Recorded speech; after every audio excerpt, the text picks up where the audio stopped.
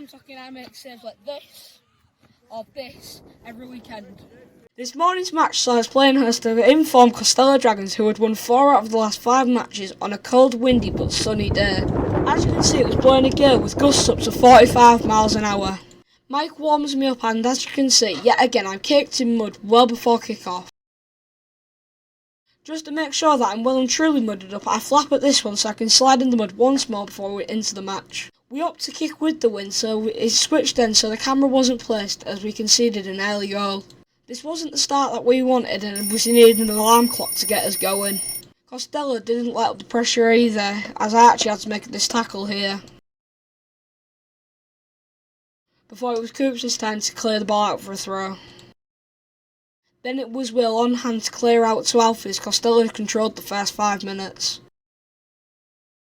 Harry Costello's number 20 then crossed a ball deep which got hung in the wind and could have gone in as it sailed past me to the back post. A free kick on 9 minutes saw attacker Archie and Chaz attempt to clear it before Costello's number 11 hit a long-footed strike which I gathered before 2 runners could get in. Disaster then on the 15th minute as a Costello player gets a slight contact in the box from Archie as he goes down, giving them a penalty. The ball is hit right at me, but I move briefly to my right and the shot goes where I just was in the smallest of gaps. Costello pushed on as I collected the through ball without chain Chaz covering.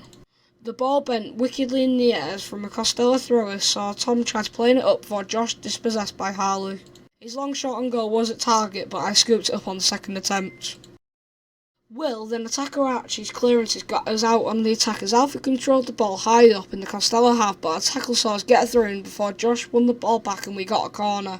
We then had a few minutes of the same pressure ourselves as Archie tried a long ball out for Ella.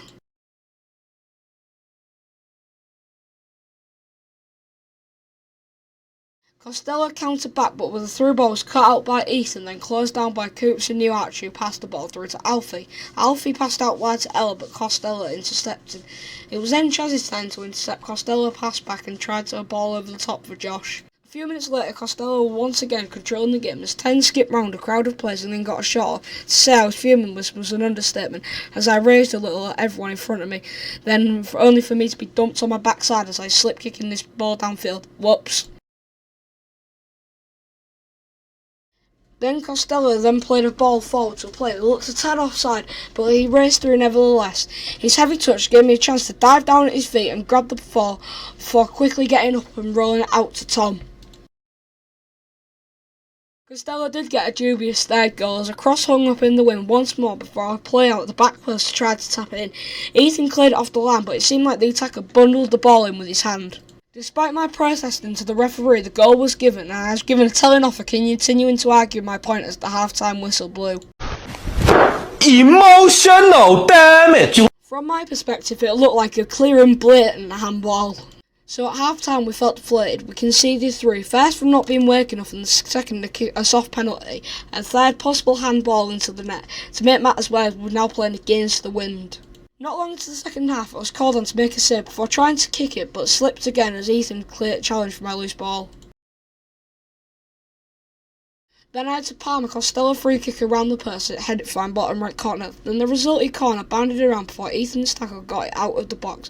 Fell nicely for Costello's number 14 who tries a shot, but Coops headed it away. 14 tried lofting the ball into the box, which I was out to get, but it was unnecessarily as the ref blew for offside. We then had our best spell of the match as we had a good 6 or 7 minutes of constant pressure in Costello's half.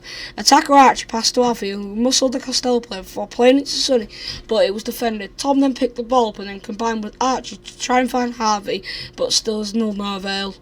It resulted in few corners, saw maintained pressure before a brilliant ball over the top from Tom saw Alfie control it on the chest and hit it on the half volley from mid in the Costello half. It looped and dipped in the wind, catching the Costello keeper out and buried it in the back of the net. Yeah, boy. Costello was then hungry to cover the 3-goal advantage as Ethan tracked the attacker before Harvey's clearance was intercepted. Coops then pressured the Costello player, making his shoot well wide. I then saved the ball and unusually I turned away from the play before the ball is swung in. Instead of catching with my hands, I opt for the legs and butt to bring it under my control. Don't matter how you save him, then just that you do. Alfie then grabbed another goal, but it was in the wrong goal from a Costello corner.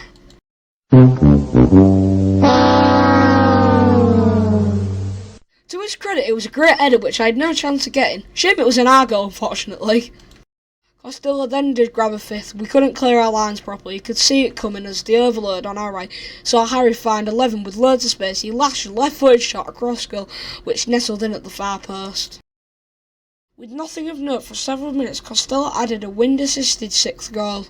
Coops attempted to jostle the 14 shot from the edge of the area, but in the end caught me out as it hit top bins. It was a good finish in all fairness. Costello's next attempt 2 minutes later was well defended, with Harvey and Sonny dropping back before Josh's interception was cleared upfield.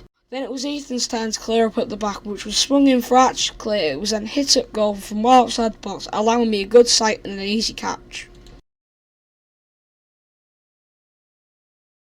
Another long-range effort for Harry saw an unorthodox save as the ball was dipping quickly, and I saw me reacting quicker with my knees than my hands to put the ball out for a corner. The final action of the game came from another corner which was swung perfectly into the middle of the 6-yard line. The header was planted straight at me, which saw me react rapidly to make the save before pouncing on the ball. Seconds later, the full-time whistle was blown. Another defeat on the cards, but we still played well in parts. Just need a few more spells in the attack, cut out a few more errors, which led to goals, but we go again. As it stands, no match next week, but we know how that can work out, so who knows. Catch you then.